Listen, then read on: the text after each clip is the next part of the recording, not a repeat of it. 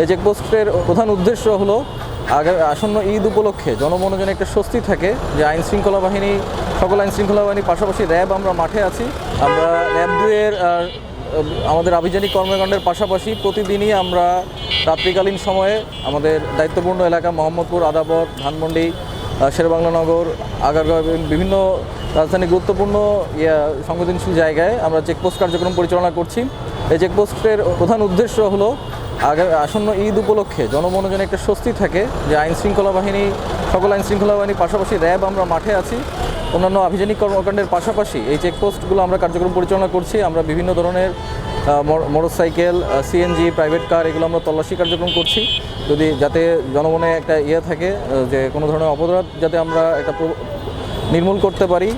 এই ধরনের কাজ আমরা সবসময় করছি এবং এতে জনগণ যে সামনে ঈদ খুব সন্নিকটে, তারা গভীর রাত পর্যন্ত কেনাকাটা করতে পারে, কোনো অসুবিধা যাতে না হয়, এই জন্য আমরা এই চেকপোস্ট কার্যক্রমটা আসলে পরিচালনা করছি।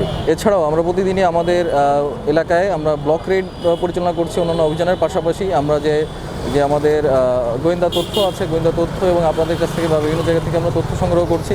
এ ধরনের অপরাধ কর্মকাণ্ড যারা পূর্বে ঘটিয়েছে বা যারা ঘটাতে পারে, এদেরকে আমরা আইনের আওতায় আনার সর্বোচ্চ চেষ্টা করছি। ঈদ উপলক্ষে সকল আইন শৃঙ্খলা বাহিনী মাঠে আছে। তার পাশাপাশি র্যাব আমাদের অভিযানের মাত্রা বাড়িয়ে দিয়েছি, যাতে আমরা একটা আসন্ন ঈদ উপলক্ষে সুন্দর ঈদ যাতে সাধারণ জনগণ করতে পারে, সে ব্যাপারে আমরা সর্বোচ্চ চেষ্টা করে যাচ্ছি। পবিত্র রমজানে এভাবেই আপন হয়ে উঠুক সবাই ইসপির আপন করা স্বাদে।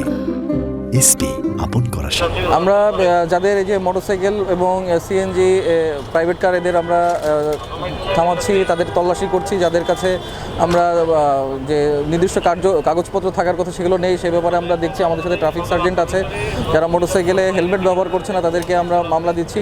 আমাদের সাথে ট্রাফিক সার্জেন্ট আছে, এই বিষয়টা দেখছে।